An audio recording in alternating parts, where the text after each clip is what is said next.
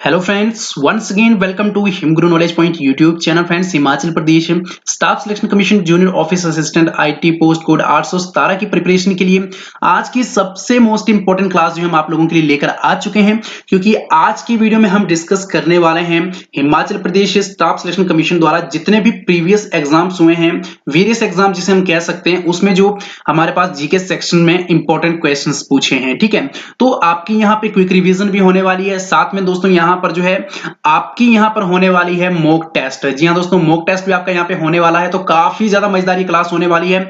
और यहाँ पर मैं आपको बता दूं कि जीके सेक्शन में आपके पास हिमाचल प्रदेश जीके रहने वाला है, इंडियन जीके आपके पास रहने वाला है, साथ में ज्योग्राफी आपके पास रहने वाली है और आपके पास रहने वाला है जनरल साइंस। तो पूरा यहाँ पर पैकेज हम आप लोगों के लिए लेकर आए हैं इस क्लास में, ताकि आपको जो है एक ही क्लास में सब कुछ जो है हम प्रोवाइड करवा सकें। तो इस क्लास को ज्यादा से ज्यादा अपने दोस्तों के साथ शेयर कर दीजिए, लाइव सेशन को इस लाइक जरूर कर दें और साथ में हमारे चैनल पर अगर नए हो तो सब्सक्राइब जरूर कर दें। तो चलिए दोस्तों, शुरू करते हैं आज की इस लाइव प्रीमियर क्लास को कुछ आप लोगों के साथ। ठीक है, तो आज का पहला प्रश्न है हमारा, the popular adventure sports of HP is, या फिर आप हिमाचल प्रदेश का जो है लोकप्रिय साहसिक खेल कौन सा है, या फिर लोकप्रिय साहसिक खेल कौन से हैं।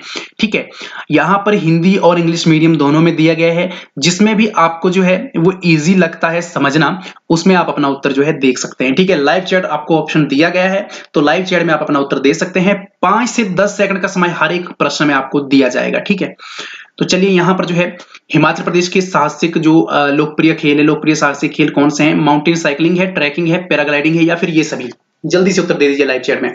जैसे जैसे व्यूअर्स जुड़ेंगे हमारे साथ, वैसे वैसे हम अपने इस लाइव प्रीमियर क्लास को जो है आगे बढ़ा देंगे। ठीक है, तो इसका सही उत्तर रहेगा आपके पास ये सभी। ठीक है, ये सभी जो है आपके पास हिमाचल प्रदेश के साहसिक जो है वो लोकप्रिय खेल हैं। तो यहां पर आपके पास डी ऑप्शन सही हो जाएगा। चलिए बढ़ते अगले प्रश्न की ओर। अगला प्रश्न है, हिमाचल प्रदेश विश्वविद्यालय के प्रथम उप कुलपति कौन थे। Who was the first vice chancellor of HP university. NC Mehta, KC Mehta, doctor MS Randhawa, या फिर डॉक्टर RK सिंह। जल्दी से अपना उत्तर बता दीजिए। 5 से 10 सेकंड का समय हर एक प्रश्न में आपको दिया जाएगा। तो काफी अच्छे तरीके से सभी जो हैं वो धीरे धीरे जुड़ रहे हैं और अपना उत्तर भी बता रहे हैं। प्रश्न आपकी मोबाइल स्क्रीन पे है और उत्तर आपको लाइव चैट में बताना है। तो इसका सही उत्तर आपके पास रहेगा, 5 से 10 सेकंड आपका समय हो चुका है, तो इसका सही उत्तर रहेगा डॉक्टर RK सिंह। ठीक है, आपको याद रखना है कि हिमाचल प्रदेश यूनिवर्सिटी के जो फर्स्ट वाइस चांसलर थे, वीसी आपके पास वो थे डॉक्टर RK सिंह। चलिए बढ़ते अगले प्रश्न की तरफ। अगला प्रश्न है, हिमाचल प्रदेश के निम्न किस जिले में कोई शहरी आबादी नहीं है। आपको बताना है कि कौन से जिले में जो है वो अर्बन पॉपुलेशन नहीं है, यानी कि शहरी आबादी नहीं है। लाहौल स्पीति में, सोलन में, कांगड़ा में, या फिर हमीरपुर में। जल्दी से अपना उत्तर जो है लाइव चैट में बता दीजिए। चलिए सबके जो हैं उत्तर भी आ रहे हैं धीरे धीरे। जी, तो आपका समय ओवर। इसका सही उत्तर आपके पास रहेगा लाहौल तथा स्पीति। लाहौल तथा स्पीति में आपके पास अर्बन पॉपुलेशन नहीं है। ठीक है, शहरी आबादी नहीं है। बढ़ते अगले प्रश्न की ओर। अगला प्रश्न यहाँ पे जनगणना से संबंधित। तो जनगणना 2011 के अनुसार हिमाचल प्रदेश का लिंगानुपात क्या है। जनगणना 2011 के अनुसार हिमाचल प्रदेश का लिंगानुपात क्या है। 927, 942, 957, या फिर 972। जल्दी से उत्तर अपना बता दीजिए लाइव चैट में।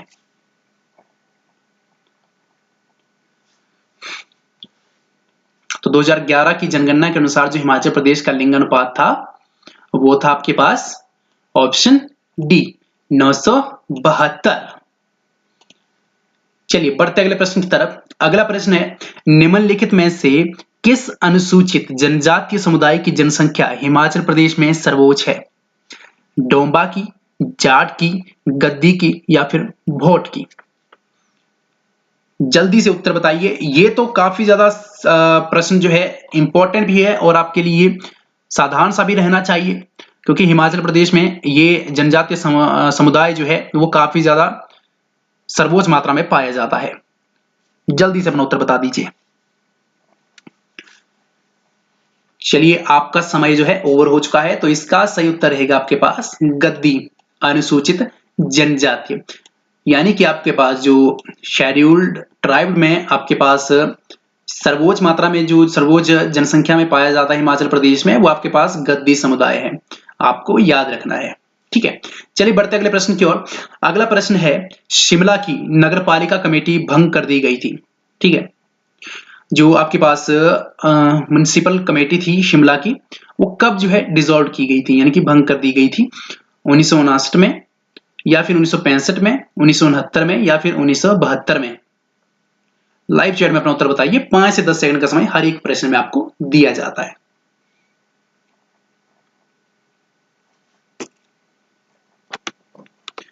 तो सभी व्यूअर्स जुड़ रहे हैं धीरे धीरे। इसका सही उत्तर आपके पास रहेगा 1969 में। 1969 में जो है आपके पास शिमला की नगरपालिका कमेटी जो है भंग कर दी गई थी। चलिए बढ़ते अगले प्रश्न की ओर। अगला प्रश्न है आपके पास, हिमाचल प्रदेश के निम्नलिखित में से किस जिले में विधानसभा क्षेत्रों की संख्या सबसे अधिक है? यानी कि जो असेंबली आपके पास रहती है, ठीक है, विधानसभा के क्षेत्र आपके पास रहते हैं, वो सबसे ज्यादा जो है संख्या में किस जिले में है आपके पास? शिमला में है, मंडी में है, हमीरपुर में, या फिर कांगड़ा में है? तो जहां जनसंख्या ज्यादा वहां पर जरूरत पड़ गई ज्यादा, ठीक है, विधानसभा क्षेत्र बनाने की भी। तो आपको सिंपल सा यहां से भी अंदाजा लग सकता है। तो इसका सही उत्तर आपके पास क्या रहेगा? कांगड़ा। कांगड़ा में जो है काफी ज्यादा जनसंख्या आप जानते ही हैं, तो उसी को मद्देनजर रखते हुए यहां पर विधानसभा क्षेत्रों की संख्या भी सबसे ज्यादा है। चलिए बढ़ते अगले प्रश्न की ओर। अगला प्रश्न है, फुलेच त्योहार किस घाटी में मनाया जाता है? फुलेच त्योहार किस घाटी में मनाया जाता है? पांगी घाटी में, चंबा घाटी में, किन्नौर में, या फिर स्पीति में? जल्दी से लाइव चैट में अपना उत्तर बताइए। काफी अच्छे तरीके से सभी जुड़ रहे हैं धीरे धीरे। और इस हिमाचल प्रदेश के साथ साथ जो जीके सेक्शन रहता है, जो भारत हो या फिर अदर्स जीके है, उसकी सीरीज में काफी मजेदार तरीके से जो है उत्तर दे रहे हैं अपने। तो इसका सही उत्तर आपके पास रहेगा किन्नौर। किन्नौर में जो है आपके पास फुलेच त्योहार जो है वो मनाया जाता है। चलिए बढ़ते अगले प्रश्न की ओर। अगला प्रश्न है, सुप्रसिद्ध बाबा बालकनाथ का मंदिर निम्नलिखित में से किस जिले में है? हमीरपुर में है, बिलासपुर में है, कांगड़ा में है, या फिर ऊना में है? The famous temple of Baba Balaknath is situated in the district of Hamirpur, Bilaspur, Kangra, या फिर ऊना? जल्दी से इसका भी उत्तर दे दीजिए कि बाबा बालकनाथ का सुप्रसिद्ध जो मंदिर है वो निम्नलिखित में से किस जिले में है? सभी व्यूअर्स का यहाँ पे जुड़ रहे हैं। और मैं व्यूअर्स का नाम इसलिए नहीं ले पाता क्योंकि ये लाइव प्रीमियर क्लास होती है। ठीक है, प्रीमियर क्लास में हम जो है मॉक टेस्ट सीरीज तो आपके लिए लेकर आ सकते हैं, बट मैं आपको बता दूं कि यहाँ पर जो है आपके हम जो है नाम नहीं ले सकते। बाकी अगर आप इस टाइम कोई प्रश्न पूछे उसका उत्तर नहीं दे पा सकते, ठीक है, क्योंकि ये प्रीमियर क्लास जो है पहले ही प्रीमियर की गई होती है और ये बाद में जो है आपके लिए जो है वो लाइव होती है। ठीक है, इस तरह का ये प्रावधान रहता है यूट्यूब द्वारा। तो हम जो है चाहकर भी इसमें आपके नाम नहीं ले सकते, इसीलिए जो जो जुड़ रहे हैं वो अपना मॉक टेस्ट यहाँ पर जान सकते हैं। तो यहाँ पर बाबा बालकनाथ मंदिर की बात करें तो ये हमीरपुर में आपके पास रहेगा। चलिए बढ़ते अगले प्रश्न की ओर। अगला प्रश्न है, चमेरा बांध पावर स्टेशन हिमाचल प्रदेश के किस जिले में है? कुल्लू में है, किन्नौर में है, मंडी में है, या फिर चंबा में है? चमेरा बांध पावर स्टेशन हिमाचल प्रदेश के किस जिले में है? कुल्लू में, किन्नौर में, मंडी, या चंबा में? तो इसका जल्दी से उत्तर दे दीजिए। काफी ज्यादा सरल सा प्रश्न है। तो इसका सही उत्तर आपके पास रहेगा चंबा। चंबा में जो आपके पास चमेरा बांध पावर स्टेशन है। ठीक है, चलिए बढ़ते अगले प्रश्न की ओर। अगला प्रश्न है, निम्नलिखित में से कौन सा औद्योगिक क्षेत्र हिमाचल प्रदेश के सोलन जिले में नहीं है? बद्दी, परवाणु, बरोटीवाला, या फिर राजा का बाग? ये आपको आना चाहिए। काफी ज्यादा ये सरल सा प्रश्न है। ठीक है, बेसिक से प्रश्न है और इसी तरह के प्रश्न जो आपसे पूछे जाएंगे। ठीक है, क्योंकि आप जानते हैं जीके सेक्शन है यहाँ पर। जल्दी से बता दीजिए, निम्नलिखित में से कौन सा औद्योगिक क्षेत्र हिमाचल प्रदेश के सोलन जिले में नहीं है? आपका इसमें सही उत्तर रहेगा राजा का बाग। राजा का बाग जो है वो सोलन जिले में नहीं है, औद्योगिक क्षेत्र है ये भी, बट सोलन जिले में नहीं है। बाकी आपके पास बद्दी है, परवाणु है, बाकी बरोटीवाला है, वो आपके पास ये तीनों क्षेत्र जो है आपके, ये आपके पास सोलन जिले में आते हैं और ये जो है इंडस्ट्रियल एरियाज हैं, यानी कि औद्योगिक क्षेत्र है आपके पास। ठीक है, चलिए बढ़ते अगले प्रश्न की ओर। अगला प्रश्न है, निम्न में से कौन सा वन्यजीव अभयारण्य सतलुज नदी के तट पर अवस्थित है? तो सतलुज नदी के तट पर कौन सा वन्यजीव अभयारण्य जो है अवस्थित है? रूपी भाभा, तीर्थन, कुगती या फिर माजाथल? जल्दी से अपना उत्तर बता दीजिए। इसमें भी आपको 10 सेकंड का समय जो यहाँ पे दिया जा रहा है।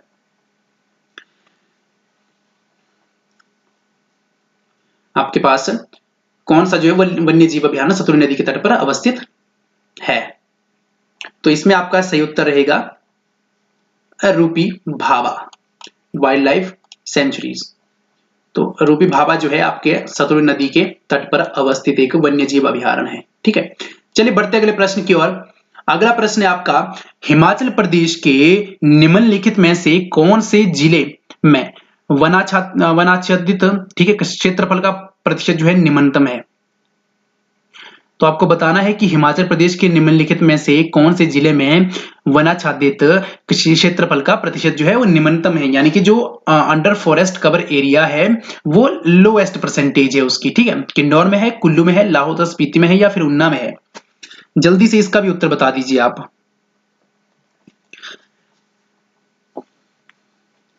5 से 10 सेकंड का समय आपको हर एक प्रश्न में दिया जाता है ताकि आपकी क्विक रिवीजन भी हो सके, आप सोचकर एक जवाब दे सके। तो इसका सही उत्तर रहेगा आपके पास लाहौल स्पीति, क्योंकि लाहौल स्पीति काफी ज्यादा आप देख सकते हो वहां पर वनों की प्रतिशतता अगर हम बात करें, परसेंटेज की बात करें, जो फॉरेस्ट अंडर फॉरेस्ट कवर है, ठीक है, तो वो काफी ज्यादा कम है। तो लाहौल स्पीति इसके उत्तर जो है वो सही रहेगा। कांगड़ा जो है वो प्रथम स्थान पर है, आपको याद रखना है। ठीक है, जहां पर जो है वो हाईएस्ट परसेंटेज है अंडर फॉरेस्ट कवर एरिया की, ये भी आपको याद रखना है। ठीक है, चलिए बढ़ते अगले प्रश्न की ओर। अगला प्रश्न है, ड्यूरिंग विच ठीक है year Bhakra Nangal dam is constructed? Bhakra Nangal बांध का निर्माण किस वर्ष के दौरान हुआ था? 1956 में, 1936 में, 1963 में या 1965 में? बता दीजिए जल्दी से। भाखड़ा नंगल बांध, सबसे बड़ा बांध भाखड़ा नंगल बांध का निर्माण किस वर्ष के दौरान हुआ है? 1956 में, 1936 में, 1963 में या 1965 में? हिमाचल प्रदेश की बात हो रही है, सतलुज नदी। ठीक है, तो इसका सही उत्तर आपके पास क्या रहेगा? जल्दी से बता दीजिए। 5 सेकंड का समय आपको और दिया जा रहा है। इसका सही उत्तर आपके पास रहेगा 1963 में।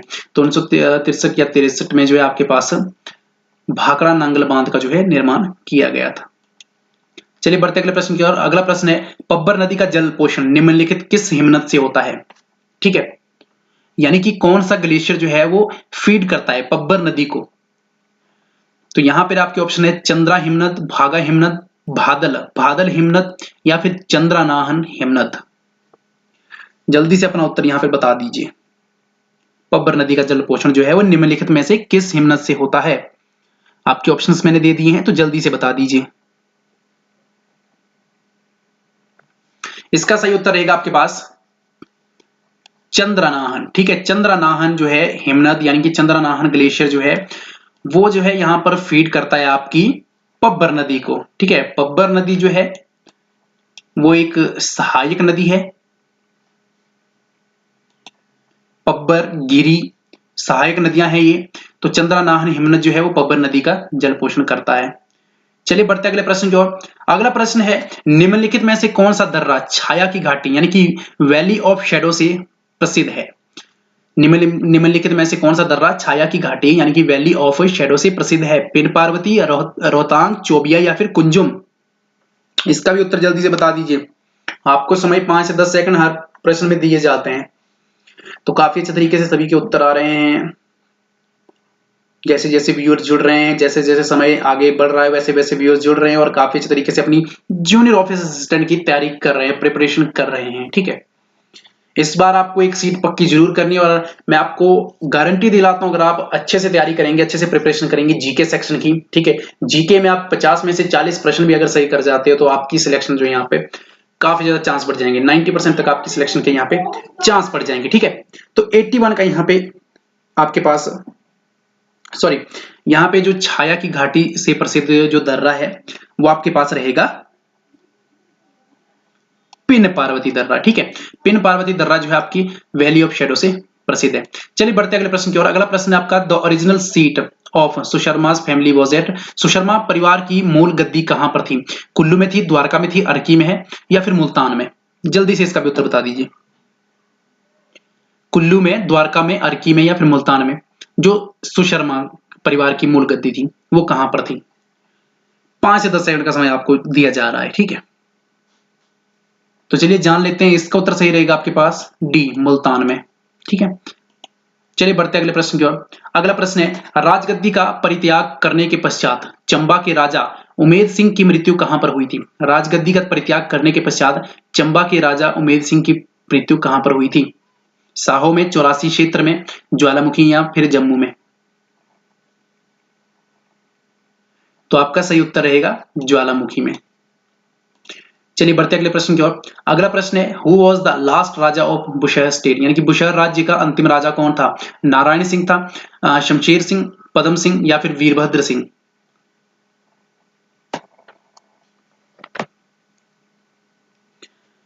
इसका सही उत्तर आपके पास रहेगा पदम सिंह। पदम सिंह जो थे वो बुशहर राज्य के अंतिम राजा थे। चलिए बढ़ते अगले प्रश्न की ओर। अगला प्रश्न है आपके पास, जब गुरु गोविंद सिंह ने प्रवास किया था तब कुल्लू राज्य का राजा कौन था? जब गुरु गोविंद सिंह ने प्रवास किया था तब कुल्लू राज्य का राजा कौन था? सिद्ध सिंह था, मान सिंह था या राय सिंह था या फिर जय सिंह था? जल्दी से बता दीजिए अपना उत्तर। इसका सही उत्तर रहेगा आपके पास कि जब गुरु गोविंद सिंह ने प्रवास किया था तब कुल्लू राज्य का राजा तो था वो राज सिंह था, ठीक है। तो आपको ये याद रखना है। चलिए बढ़ते अगले प्रश्न की ओर। अगला प्रश्न है, रवीनगढ़ के किले का निर्माण किसने किया था? रवीनगढ़ के किले का निर्माण किसने किया था? Who build the fort of Ravingarh? Karam Prakash ने, पद्म प्रकाश ने, अखंड प्रकाश ने या फिर वीर प्रकाश ने? ऑप्शंस मैंने आपको दे दिए। अब अपने उत्तर जो है लाइव चैट में जल्दी से बताइए। 5 से 10 सेकंड का समय आपको हर किसी को दिया जाता है और इस बार जेईओ की सीट आपको पक्की करनी है। तो रवीनगढ़ के किले का निर्माण की अगर हम बात करें तो वो किसने किया था? जल्दी से बताइए। 5, 10, 15 सेकंड का समय ही दिया जाएगा क्योंकि एग्जाम में भी इतना ही समय आपको ऑलमोस्ट रहता है, आप जानते ही हैं, ठीक है। एक प्रश्न के लिए 120 मिनट तो आपके पास टोटल होते हैं और 170 प्रश्न होते हैं। तो आप अंदाजा लगा के चलिए इतना ही टाइम जो है आपको थोड़ा इससे ज्यादा दिया जाता है, बट यहाँ पर आपकी क्विक रिवीजन आपको जल्दी बताना है। रवीनगढ़ के किले का निर्माण जो है वो आपका वीर प्रकाश ने किया था, ठीक है। बढ़ते अगले प्रश्न की तरफ। अगला प्रश्न है, Lord Canning visited Shimla in the year? Lord Canning जो है शिमला किस वर्ष गए थे? 1858 में, 1859 में, 1860 में, 1861 में, 1858 में, 1859 में, 1860 में या फिर 1861 में? लॉर्ड कैनिंग, ठीक है। जल्दी से बता दीजिए अपना उत्तर। इसका सही उत्तर आपके पास रहेगा 1860 में। चलिए बढ़ते अगले प्रश्न की ओर। अगला प्रश्न है हमारे पास, शिमला की सिसिल होटल पहले जानी जाती थी?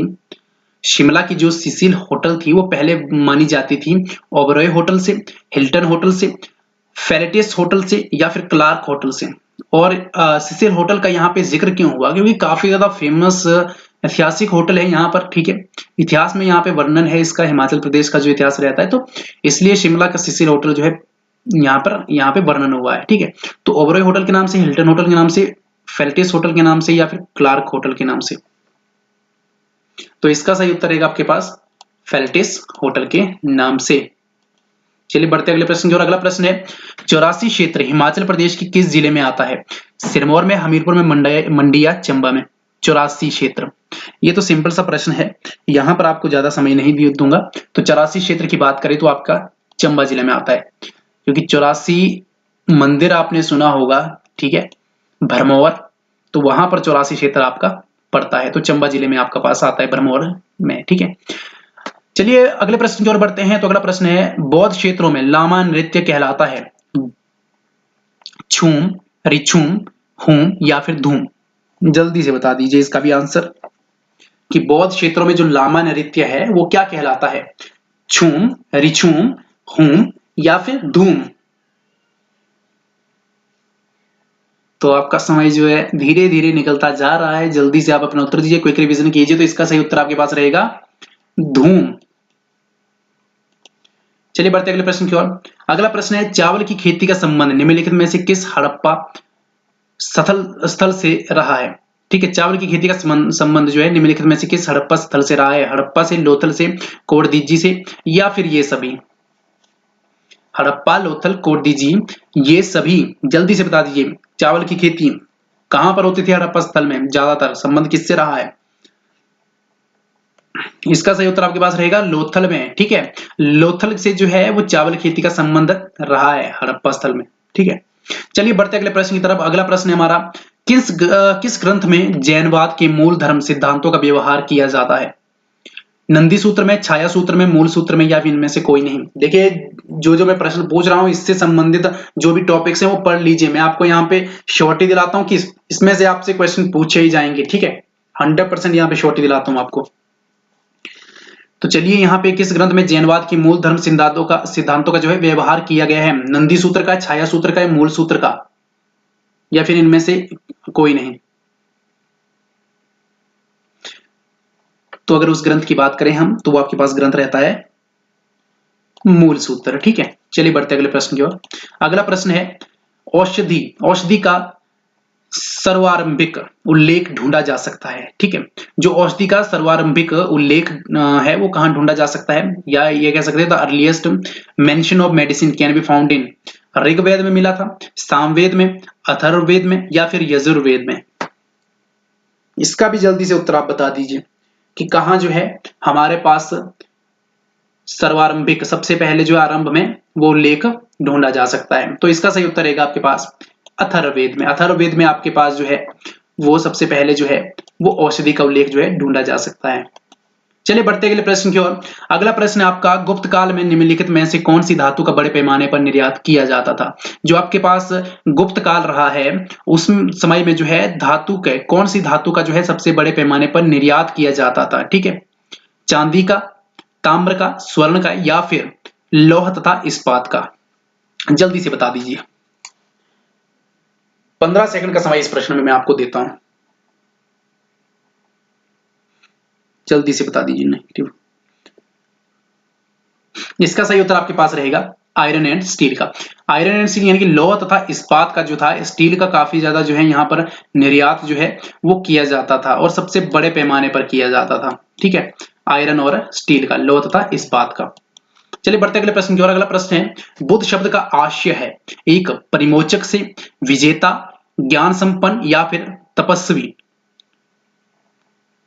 बुद्ध शब्द का आशय है एक परिमोचक से, विजेता से, ज्ञान संपन्न से, या फिर तपस्वी से? जल्दी से अपना उत्तर ये भी बता दीजिए कि बुद्ध शब्द का आशय किससे है? एक परिमोचक से है, विजेता से है, ज्ञान संपन्न से है, या फिर तपस्वी से है? आपके ऑप्शंस मैंने बता दिए, अब आपको जो है जल्दी से उत्तर बताना है।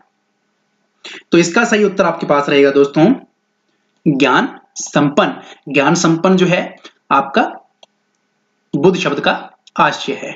ठीक है, चलिए बढ़ते अगले प्रश्न की ओर। अगला प्रश्न है, गुप्तोत्तर काल में निम्नलिखित में से किस शहर ने अपनी महत्वपूर्ण स्थिति खोई?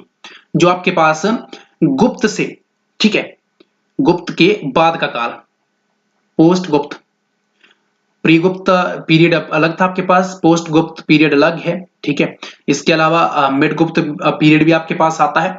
तो जो आपके पास पोस्ट गुप्त पीरियड था यानी कि गुप्तोत्तर जो काल था उसमें बोलता है कि निम्नलिखित में से किस शहर ने अपनी महत्वपूर्ण स्थिति खोई? वाराणसी ने, मथुरा ने, कन्नौज ने, या फिर पाटलिपुत्र ने? जल्दी से बता दीजिए इसका भी उत्तर। सभी के जो हैं काफी अच्छे तरीके से उत्तर आ रहे हैं और काफी अच्छे तरीके से हम अपना जो है ये सेशन आगे बढ़ा रहे हैं। तो इसका सही उत्तर आपके पास आएगा पाटलिपुत्र। तो पाटलिपुत्र जो है उसने अपनी महत्वपूर्ण स्थिति जो है वो गुप्तोत्तर काल में जो है खो दी थी। ठीक है, चलिए बढ़ते अगले प्रश्न की ओर। अगला प्रश्न है आपके पास, ध्रुवसेन कहाँ का शासक था? कन्नौज का था, काठियावाड़ का था, गुजरात का था, या फिर अवध का था? ध्रुवसेन जो था वो कहाँ का शासक था? कन्नौज का, काठियावाड़ का, गुजरात का, या फिर अवध का? और ये सारे प्रश्न दोस्तों HPSSC द्वारा पूछे गए हैं। यहाँ पर जो है अपनी ओर से मैंने कुछ भी ऐड नहीं किया है इसमें, इसीलिए काफी ज्यादा महत्वपूर्ण है ये। ठीक है, काफी ज्यादा प्रोबेबिलिटी है कि इस तरह का पैटर्न आपको आएगा। यहाँ पर इसमें से भी प्रश्न आपको आ सकते हैं, बट इस तरह का पैटर्न काफी ज्यादा फॉलो किया जाएगा। ठीक है, ध्रुवसेन कहाँ का शासक था? कन्नौज का, काठियावाड़ का, गुजरात का, या फिर अवध का? तो चलिए इसका सही उत्तर जान लेते हैं। इसका सही उत्तर है काठियावाड़। ध्रुवसेन जो था वो काठियावाड़ का शासक था। चलिए बढ़ते अगले प्रश्न की ओर। अगला प्रश्न था, सेन राजवंश का संस्थापक था। The founder of the Sen dynasty was? Sen राजवंश का संस्थापक कौन था? विनय सेन, विजय सेन, बल्लाल सेन या फिर लक्ष्मण सेन? जल्दी से इसका भी उत्तर बता दीजिए। तो इसका सही उत्तर आपके पास रहेगा विजय सेन। विजय सेन जो था वो सेन आपके पास राजवंश का संस्थापक था। चलिए बढ़ते अगले प्रश्न की ओर। अगला प्रश्न है, एकमात्र सुल्तान जिसने स्वयं को खलीफा घोषित किया था। एकमात्र जो सुल्तान जिसने स्वयं को खलीफा घोषित किया था कौन था? अलाउद्दीन खिलजी था, मुबारक शाह खिलजी था, खुसरो शाह था, मोहम्मद बिन तुगलक था? जल्दी से अपना उत्तर बता दीजिए। एकमात्र ऐसा सुल्तान जिसने स्वयं को खलीफा घोषित कर दिया था। अलाउद्दीन खिलजी, मुबारक शाह खिलजी, खुसरो शाह, मोहम्मद बिन तुगलक? जल्दी से बता दीजिए अपना उत्तर। 5 सेकंड्स का समय दिया जा रहा है आपको, 5 से 10 सेकंड्स का। लाइव चैट में अपना बताइए और क्विक रिवीजन करिए। इसका सही उत्तर आपके पास रहेगा मुबारक शाह खिलजी। चलिए दोस्तों, मुबारक शाह खिलजी इसका सही उत्तर आपके पास रहेगा। ठीक है, चलिए बढ़ते अगले प्रश्न की ओर। अगला प्रश्न है आपके पास, तालीकोटा के युद्ध के समय विजयनगर का महाराजा कौन था? ठीक है, तालीकोटा के युद्ध के समय विजयनगर का महाराजा कौन था? रामराय था, देवराय प्रथम था, सदाशिव राय था या फिर तिरुमाला था? और ये प्रश्न एचपीएससी द्वारा पूछे गए हैं, इसीलिए जो है ध्यान से इस पर जो है गौर करिए। एडवांस लेवल के हैं तो एडवांस लेवल के भी तैयारी रखिए, बेसिक लेवल के हैं तो बेसिक लेवल की भी तैयारी रखिए। ठीक है, तालीकोट के युद्ध के समय विजयनगर का महाराजा कौन था? रामराय था, देवराय प्रथम था, सदाशिव राय था, तिरुमाला था? इसका सही उत्तर आपके पास सदाशिव राय। तो सदाशिव राय जो था वो तालीकोटा युद्ध के समय जो है विजयनगर का महाराजा था। चलिए बढ़ते अगले प्रश्न की ओर। अगला प्रश्न है, अकबर ने जिस सूफियाना मत को प्रस्तुत किया उसे अकबर ने क्या कहा था? ठीक है, अकबर ने जिस सूफियाना मत को प्रस्तुत किया उसे अकबर ने क्या कहा था? दीने इलाही, तौहीद ए इलाही, फतवा ए अकबर या फिर ए और बी दोनों, यानी कि दीने ए इलाही और तौहीद ए इलाही दोनों? ठीक है, जल्दी से अपना उत्तर बता दीजिए। इसका सही उत्तर आपके पास क्या रहेगा दोस्तों? इसका सही उत्तर आपके पास रहेगा दीने इलाही। ठीक है, तो दीने इलाही इसका सही उत्तर है। जो अकबर ने सूफियाना मत को प्रस्तुत किया था उसे क्या कहा गया? अकबर ने उसे क्या कहा? दीने इलाही। चलिए बढ़ते अगले प्रश्न की ओर। अगला प्रश्न है, शिवाजी के चरित्र गठन पर निम्नलिखित में से किसका विशेष प्रभाव था? जो आपके पास which of the following had special influence over Shivaji's character, यानी कि शिवाजी के चरित्र गठन पर निम्नलिखित में से किसका विशेष प्रभाव था? मामा जी का था, उनके चाचा जी का था, पिता का था या फिर माता का था? ये आपको जो है पता होना चाहिए, क्योंकि हम जो है स्टार्टिंग से पढ़ते आ रहे हैं शिवाजी। जब भी हमने शिवाजी के बारे में पढ़ा, ठीक है, तो वहां पर जिक्र हुआ है। तो इसका सही उत्तर क्या रहेगा आपके पास? इसका सही उत्तर रहेगा माता। जीजाबाई उनकी माता का नाम था, शिवाजी की माता का नाम था। तो जीजाबाई जी का काफी ज्यादा जो है उनके चरित्र गठन पर जो है विशेष प्रभाव पड़ा था शिवाजी के। ठीक है, चलिए बढ़ते अगले प्रश्न की ओर। अगला प्रश्न है, न्याय की जंजीर का संबंध था अकबर से, शाहजहां से, शेरशाह से या फिर जहांगीर से? जल्दी से बता दीजिए। न्याय की जंजीर का संबंध किससे था? अकबर से था, शाहजहां से था, शेरशाह से था या फिर जहांगीर से था? तो इसका सही उत्तर रहेगा जहांगीर से। न्याय की जंजीर का संबंध जो था वो जहांगीर से था। चलिए बढ़ते अगले प्रश्न की ओर। अगला प्रश्न है, जरतुश्त धर्म का प्रभाव भारत में किस समुदाय द्वारा लाया गया? गुजरातियों द्वारा, पारसियों द्वारा, आर्यों द्वारा या तुर्कों द्वारा? जरतुश्त ये एक जो है पारसी शब्द है।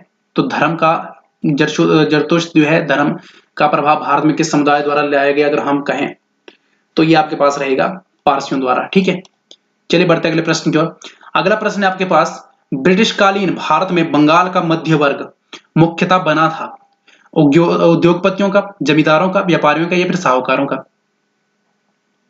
जो आपके पास ब्रिटिश कालीन भारत था उसमें जो बंगाल का मध्य वर्ग था उसमें मुख्यतः क्या थे? ये आप कह सकते हैं कि वो उद्योगपतियों का बना था, जमींदारों का, व्यापारियों का या फिर साहूकारों का?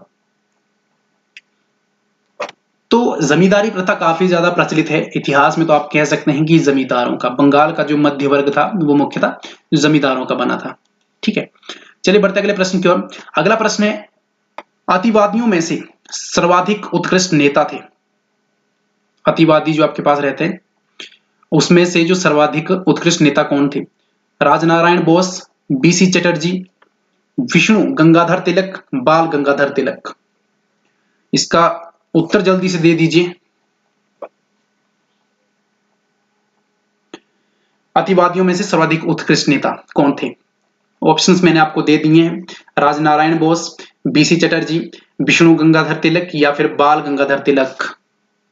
इसका सही उत्तर आपके पास रहेगा बाल गंगाधर तिलक। चलिए बढ़ते अगले प्रश्न की ओर। अगला प्रश्न है, बंगाल का विभाजन किसके द्वारा किया जाना चाहा गया था? लॉर्ड कॉर्नवालिस द्वारा, अल्फ्रेड लॉयल द्वारा, वारेन हेस्टिंग्स द्वारा या फिर लॉर्ड कर्जन द्वारा? तो जल्दी से अपना उत्तर बता दीजिए। जो बंगाल का विभाजन था वो किसके द्वारा किया जाना चाहा गया था? ठीक है, लॉर्ड कॉर्नवालिस द्वारा, अल्फ्रेड लॉयल द्वारा, ठीक है, वारेन हेस्टिंग्स द्वारा, लॉर्ड कर्जन द्वारा। इसका सही आपके पास उत्तर है लॉर्ड कर्जन द्वारा। ठीक है, चलिए बढ़ते अगले प्रश्न की ओर। अगला प्रश्न है, प्रथम विश्व युद्ध के दौरान अंग्रेजों के प्रति भारत का रवैया कैसा था? प्रथम विश्व युद्ध के दौरान अंग्रेजों के प्रति जो है वो भारत का रवैया कैसा था? दुश्मनीपूर्ण था, ठीक है, हॉस्टिलिटी, तटस्थ था यानी कि इंडिफरेंस था, सहानुभूति सिंपैथी या फिर सक्रिय मदद यानी कि एक्टिव हेल्प थी? तो प्रथम विश्व युद्ध के दौरान अंग्रेजों के प्रति भारत का रवैया कैसा था? प्रथम विश्व युद्ध जो हुआ था आपके पास बताना है आपको जल्दी, 1914 से 1918 के बीच जो चला था। तो यहां पर दोस्तों आपके पास सही उत्तर रहेगा सक्रिय मदद। एक्टिव हेल्प जो है वो भारत द्वारा की गई थी ब्रिटिश को, ठीक है, अंग्रेजों के प्रति जो भारत का रवैया सक्रिय मदद के लिए रहा था, सक्रिय हेल्प जो है वो रही थी। चलिए बढ़ते अगले प्रश्न की ओर। अगला प्रश्न है, संविधान सभा ने किसको अपना स्थायी अध्यक्ष चुना था? जवाहरलाल नेहरू को, राजेंद्र प्रसाद को, बी आर अम्बेडकर, के एम मुंशी? जल्दी से बता दीजिए, ये काफी ज्यादा जो है आसान सा प्रश्न है और काफी ज्यादा पूछा गया कंप्यूटर एग्जाम्स में। तो संविधान सभा ने किसको अपना स्थायी अध्यक्ष चुना था? जवाहरलाल नेहरू को, राजेंद्र प्रसाद को, बी आर अम्बेडकर को, के एम मुंशी को? जल्दी से बता दीजिए, संविधान सभा ने किसको अपना स्थायी अध्यक्ष चुना था? जवाहरलाल नेहरू, राजेंद्र प्रसाद, बी आर अम्बेडकर या फिर के एम मुंशी? 5 से 10 सेकंड का समय आपको यहाँ पे दिया जा रहा है। इस तरह के प्रश्नों में मैं आपको समय ज्यादा देता हूं ताकि आपको, क्योंकि इस तरह के प्रश्न आपको आते ही आते हैं बट आप जो है कंफ्यूज रहते हो इस कारण जो है। तो यहाँ पे जो है आपके ऑप्शंस आ रहे हैं, तो इसका सही उत्तर रहेगा आपके पास राजेंद्र प्रसाद, ठीक है, भारत के प्रथम जो है राष्ट्रपति। चलिए बढ़ते अगले प्रश्न की ओर। अगला प्रश्न है, भारत में गुट निरपेक्ष आंदोलन का प्रथम सम्मेलन कब हुआ था, यानी कि किस वर्ष हुआ था? जो गुट निरपेक्ष आंदोलन था, नॉन अलाइंड मूवमेंट जो आपके पास जो इंडिया में थी, उसका प्रथम जो है वो सम्मेलन कब हुआ था? 1983 में, 1984 में, 1985 में या फिर 1986 में? जल्दी से अपना उत्तर बता दीजिए, 5 से 10 सेकंड का समय आपको दिया जा रहा है।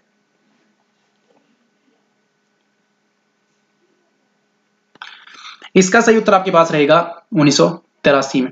तो 1983 में आपके पास जो है गुट निरपेक्ष आंदोलन का प्रथम सम्मेलन जो है वो भारत में हुआ था, ठीक है। चलिए बढ़ते अगले प्रश्न की ओर। अगला प्रश्न है, निम्नलिखित में से कौन सी प्राथमिक शैल कहलाती है? आग्नेय शैल, कायांतरित शैल, अवसादी शैल या बी और सी दोनों? Which of the following is called as the primary rocks? Igneous rocks, metamorphic rocks, sedimentary rocks या फिर both A B and C? जल्दी से अपना उत्तर बता दीजिए। ये आपके पास भूगोल से है, ठीक है, ज्योग्राफी से रिलेटेड और काफी ज्यादा महत्वपूर्ण है, हर एक परीक्षा में पूछे जाते हैं इससे संबंधित प्रश्न, तो आप जो इससे इनकार भी नहीं कर सकते। इसका सही उत्तर रहेगा आग्नेय शैल। जो आपके पास प्राइमरी रॉक्स होते हैं यानी कि प्राथमिक शैल जो आपके पास होते हैं वो होते हैं आग्नेय शैल, ठीक है, इग्नियस रॉक्स आपको याद रखना है।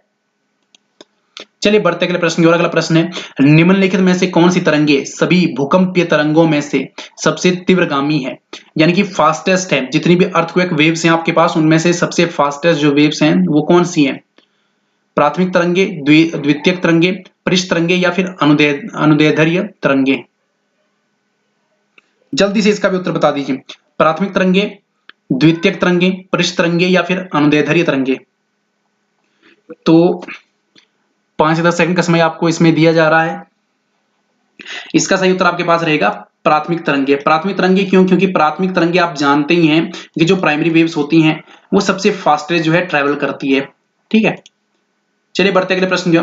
अगला प्रश्न है, निम्न में से किसे जो आपके पास थंडर स्टॉर्म क्लाउड्स भी कहा जाता है? निम्न में से किसे थंडर स्टॉर्म क्लाउड्स कहा जाता है? क्यूमुल्स को, ठीक है, तो क्यूमुल्स, स्ट्रेटस, ठीक है, स्ट्रेटस या फिर क्यूमुलोनिम्बस, या इनमें से कोई नहीं। क्यूमुलस स्ट्रेटस, ठीक है, या फिर क्यूमुलोनिम्बस, या फिर इनमें से कोई नहीं जो थंडर स्टोर्म क्लाउड्स है। इसका सही उत्तर आपके पास क्या रहेगा दोस्तों? इसका सही उत्तर आपके पास रहेगा क्यूमुलोनिम्बस। क्यूमुलोनिम्बस को जो है वो थंडर स्टोर्म क्लाउड्स भी कहा जाता है। चलिए बढ़ते अगले प्रश्न की ओर। अगला प्रश्न है, सभी प्रकार की आंधियों में सबसे छोटी किंतु सर्वाधिक विनाशकारी तथा प्रचंड है। यूं तो ये सबसे छोटी आंधी है, परंतु सबसे ज्यादा सर्वाधिक जो है वो विनाशकारी तथा प्रचंड है। किसे कहा जाता है? हरिकेन को, टोर्नाडो को, या फिर टाइफून को, या फिर विली विली को। जल्दी से अपना उत्तर बता दीजिए। हरिकेन को, टोर्नाडो को, टाइफून को, या फिर विली विली को। ठीक है, सभी प्रकार की आंधियों में सबसे छोटी किंतु सर्वाधिक विनाशकारी तथा प्रचंड जो कहलाती है। इसका सही उत्तर आपके पास रहेगा टोर्नाडो। टोर्नाडो जो है सबसे छोटी आपके पास आंधी रहती है, हरिकेन से भी, टाइफून से भी और विली विली से भी, परंतु दोस्तों सबसे ज्यादा जो है वो विनाशकारी तथा प्रचंड ये आपके पास रहती है। ठीक है, चलिए बढ़ते अगले प्रश्न की ओर। अगला प्रश्न है, सपाट शीर्ष वाले समुद्री उठान कहलाते हैं, यानी कि flat topped seamounts are known as guyots, rifts, ठीक है, रिफ्ट्स, या फिर शोल्स, या फिर बैंक्स। जल्दी से बता दीजिए। तो अगर हम इसकी बात करें तो इसका सही उत्तर रहेगा ग्यूयोट्स। ठीक है, ग्यूयोट्स जो है इसे हम कहते हैं। अगला प्रश्न है, सर्वाधिक लवणता मिलती है भूमध्य सागर में, फिर बाल्टिक सागर में, लाल सागर में, या फिर ओखोत्स्क सागर में। सर्वाधिक जो लवणता है यानी कि सॉलिनिटी जो आपके पास रहती है वो कहां पर मिलती है सर्वाधिक? जल्दी से बता दीजिए इसका उत्तर भी। इस तरह के प्रश्न जो काफी ज्यादा एडवांस लेवल के प्रश्न है और पूछे ही जाएंगे आपसे। एडवांस लेवल के प्रश्न है, ये मत समझिएगा कि आपसे बेसिक लेवल के प्रश्न जो है पूछे जाएंगे। काफी ज्यादा हार्ड जो है ये होने वाला है पेपर। ठीक है, ये आप लोग भी जानते हैं, इसीलिए एडवांस लेवल के प्रश्न ही आप लोगों के लिए लेकर आया हूं। तो इसका सही उत्तर आपके पास रहेगा लाल सागर। लाल सागर में जो है सबसे ज्यादा सर्वाधिक लवणता यानी कि सॉलिनिटी जो है वो पाई जाती है। अगला प्रश्न है, पादप वृद्धि के लिए सर्वोत्तम मृदा है, यानी कि the best soil for plant growth is. ठीक है, प्लांट की ग्रोथ के लिए सबसे अच्छी जो है मिट्टी कौन सी है, मृदा कौन सी है? रेतीली दोमट, ठीक है, लोम दोमट जिसे हम कहते हैं, क्लेई लोम, जो मृतिकाम्य दोमट है, या फिर सिल्ट गाद। जल्दी से बता दीजिए। तो इसमें आपके पास क्या रहेगा? इसका सही उत्तर आपके पास रहेगा 5-10 सेकंड का समय है, जल्दी से आप भी बता दीजिए।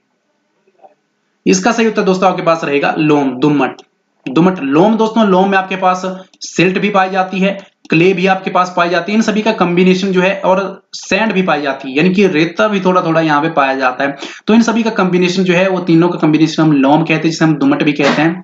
ठीक है, तो यहाँ पर जो है ये सब कुछ पाया जाता है। चलिए बढ़ते अगले प्रश्न की ओर। अगला प्रश्न है हमारा, विच of the following is not a part of the same food chain? निम्नलिखित में से क्या समान खाद्य श्रृंखला का एक हिस्सा नहीं है? मेंढक नहीं है, सर्प नहीं है, कीट नहीं है, बकरी नहीं है। अब देखिए, खाद्य श्रृंखला एक आपने पढ़ी होगी, ठीक है, सेम फूड चेन जिसे हम कहते हैं, समान खाद्य श्रृंखला आपने एक पढ़ी है, तो उसका कौन ये यहाँ पे हिस्सा नहीं है? मेंढक, सर्प, कीट, या फिर बकरी। ये काफी ज्यादा सिंपल से आपको आना चाहिए। तो इसका सही उत्तर रहेगा आपके पास बकरी, क्योंकि मेंढक, सर्प और कीट ये दोस्तों समान रूप से एक दूसरे पर जो है फूड के लिए, यानी कि फूड चेन इसमें बनी हुई है। ठीक है, सर्प जो है वो मेंढक को खाता है, मेंढक वो कीट को खाता है। तो इस तरह से ये क्या है, एक समान खाद्य श्रृंखला बनी हुई है। बट बकरी तो इसमें नहीं रहेगा ना, बकरी तो घास ही खाएगी। ठीक है, और मेंढक जो है बकरी को नहीं खा सकता, सांप बकरी को नहीं खा सकता, कीट बकरी को नहीं खाता। तो ये जो है इसमें अलग रहता है। तो यहां पर आप समझ गए होंगे कि क्या पूछा गया था। ठीक है, चलिए बढ़ते अगले प्रश्न की ओर। अगला प्रश्न है, निम्न में से क्या निर्वनीकरण का एक प्रतिकूल प्रभाव नहीं है? ठीक है, जो डिफॉरेस्टेशन आपके पास की जाती है, डिफॉरेस्टेशन, तो निम्नलिखित में से क्या निर्वनीकरण का एक प्रतिकूल प्रभाव नहीं है? अम्ल वर्षा नहीं है, मरुस्थलीकरण नहीं है, भूस्खलन नहीं है, या फिर बाढ़ नहीं है। जल्दी से इसका भी उत्तर बता दीजिए, जल्दी से अपना उत्तर बता दीजिए। तो इसका सही उत्तर आपके पास क्या रहेगा? इसका सही उत्तर आपके पास रहेगा अम्ल वर्षा। ठीक है, एसिड्स रेन जो है आपके पास वो डिफॉरेस्टेशन का जो है एडवर्स इफेक्ट नहीं है। ठीक है, चलिए बढ़ते अगले प्रश्न की ओर। अगला प्रश्न है आपके पास, स्टेपी एक लाक्षणिक वनस्पति है अर्ध निर्जलीय प्रदेश की, निर्जलीय प्रदेश की, आर्द्र प्रदेश की या फिर सूखे प्रदेश की। जो स्टेपी है एक लाक्षणिक वनस्पति है, एक तरह की एक लाक्षणिक है, यानी कि लक्षण जो आपको वो देख सकते हैं। जब इस तरह की वनस्पति आपके पास आ जाए तो ये क्या है, अर्ध निर्जलीय प्रदेश है, निर्जलीय प्रदेश है, आर्द्र प्रदेश है या फिर सूखा प्रदेश है, आपको पता लगाना है। तो जल्दी से अपना उत्तर बता दीजिए। 5-10 सेकंड का समय इसमें भी आपको दिया जा रहा है। काफी ज्यादा एडवांस लेवल के प्रश्न जो आपसे यहाँ पे पूछे जा रहे हैं, भूगोल से संबंधित भी है, ठीक है। तो इसका सही उत्तर आपके पास रहेगा सेमी आरिड जो रीजन है, यानी कि अर्ध निर्जलीय जो आपके पास प्रदेश है। तो वहां पर अगर आपके पास स्टेपी अगर आपके पास ये देखते हो वेजिटेशन, तो आपको लक्षण जो है पता लगाने की वो एक अर्ध निर्जलीय जो है वो प्रदेश है। चलिए बढ़ते अगले प्रश्न की ओर। अगला प्रश्न है आपके पास, बद्दू मुख्यतः पालते हैं, जो आपके पास बद्दू हैं वो मुख्यतः पालते हैं, बकरियां पालते हैं, ऊंट पालते हैं, मवेशी पालते हैं या फिर सूरा गाय जिसे हम याक कहते हैं वो पालते हैं। जल्दी से अपना उत्तर बता दीजिए। 5 से 10 सेकंड का आपको समय दिया जा रहा है। तो इसका सही उत्तर जान लेते हैं। इसका सही उत्तर आपके पास रहेगा ऊंट, बी ऊंट। बद्दू जो है वो मुख्यतः ऊंट पालते हैं। एडवांस लेवल के प्रश्न है, बिल्कुल भी यहाँ पे बेसिक से आपको नहीं दिए गए हैं, ठीक है। अगला प्रश्न है, क्विनिन का निष्कर्षण निम्न की छाल से किया जाता है। जो क्विनिन है वो कहां से जो है एक्सट्रैक्ट की जाती है, ठीक है, किसकी छाल से जो एक्सट्रैक्ट की जाती है, कपूर वृक्ष की, बलाटा वृक्ष की, सिंकोना वृक्ष की या फिर इनमें से कोई नहीं। जल्दी से बता दीजिए।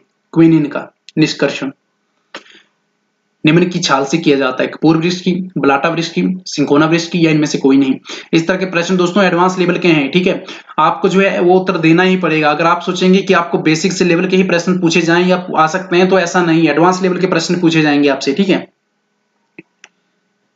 इसका सही उत्तर आपके पास रहेगा सिंकोना वृक्ष, ठीक है। तो सिंकोना वृक्ष आपको याद रखना है। चलिए अगले प्रश्न की ओर बढ़ते हैं। अगला प्रश्न है, प्लांटेशन एग्रीकल्चर इज, यानी कि पौधरोपणी कृषि है, श्रम गहन से, पूंजी गहन से, पावर गहन से या फिर ए एंड बी दोनों। जल्दी से अपना उत्तर बता दीजिए। श्रम गहन से यानी कि लेबर इंटेंसिव से है, कैपिटल इंटेंसिव से है, पावर इंटेंसिव से या बोथ ए एंड बी जो आपके पास प्लांटेशन एग्रीकल्चर है। तो एग्रीकल्चर की अगर हम बात करें, पौधरोपणी जो आपके पास कृषि है जिसमें हम पौधों का रोपण करते हैं, तो आपके पास एक तो लेबर इंटेंसिव भी है और कैपिटल इंटेंसिटी भी है। तो यानी कि आपके पास पूंजी गहन और श्रम गहन दोनों है। तो आपके पास ऑप्शन डी हो जाएगा, ए और बी दोनों, ठीक है। चलिए बढ़ते अगले प्रश्न की ओर। अगला प्रश्न थोड़ा यहां पर जो है अंतरराष्ट्रीय का। तो रशिया जो है मुख्य उत्पादक है किसका, बॉक्साइट का, लौह अयस्क का, हीरे का, प्राकृतिक गैस का। सॉरी, ये सामान्य विज्ञान का यहाँ पर आपके पास प्रश्न है। रशिया जो है वो मुख्य उत्पादक किसका है, बॉक्साइट का है, लौह अयस्क का है, हीरे का है या फिर प्राकृतिक गैस का है। जल्दी से अपना उत्तर बता दीजिए। रशिया किसका मुख्य उत्पादक है। तो इसका सही उत्तर आपके पास क्या रहेगा दोस्तों, रशिया जो है वो मुख्य उत्पादक है आपके पास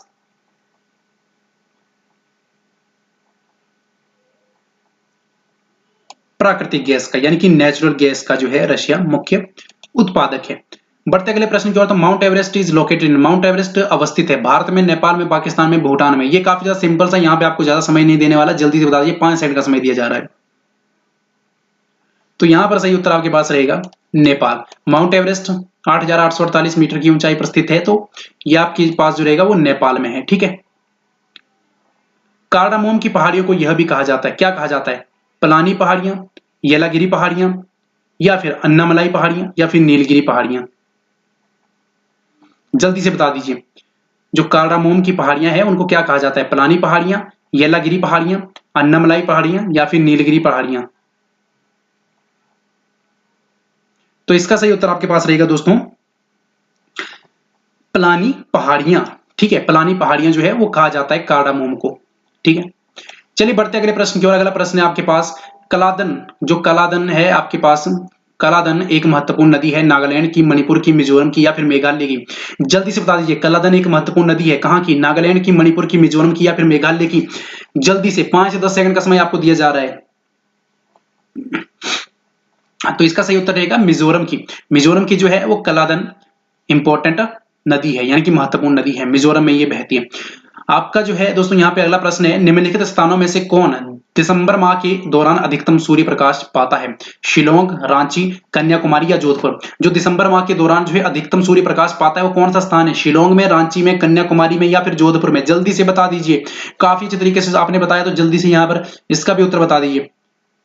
तो यहां पर इसका सही उत्तर रहेगा दोस्तों आपके पास कन्याकुमारी। कन्याकुमारी में जो है दिसंबर के माह के दौरान भी अधिकतम सूर्य प्रकाश जो आपके पास पाया जाता है इन स्थानों में से, ठीक है। तो दोस्तों ये थी आज की हमारी क्लास। उम्मीद करता हूं काफी ज्यादा इंपॉर्टेंट क्लास आप लोगों के लिए रही होगी और कुल मिलाकर हमने जो है दोस्तों यहां पर काफी अच्छे तरीके से, अगर मैं यहां पर कहूं, ठीक है, तकरीबन 70-80 प्रश्न जो है हमने यहां पे कवर किए जो कि काफी ज्यादा अच्छे रहे हमारे लिए। उम्मीद करता दोस्तों वीडियो आपको अच्छी लगी होगी, ये लाइव क्लास आपको अच्छी लगी, लाइव प्रीमियर आपको अच्छा लगा होगा। तो जेईओ की तैयारी के लिए आप सभी को दोस्तों हमारी ओर से शुभकामनाएं और ऐसी वीडियोस हम आप लोगों के लिए लाते रहेंगे आगे भी। होप जो भी अपडेट जेईओ से रिलेटेड रहती है, जो भी इंपॉर्टेंट हमें मटेरियल मिलता है हम आपको प्रोवाइड करवाते रहेंगे। तो दोस्तों तब तक के लिए चैनल पर बने रहिए, सब्सक्राइब कीजिए हमारा चैनल, साथ में वीडियो को लाइक और शेयर भी करिए। धन्यवाद। जय हिंद, जय भारत।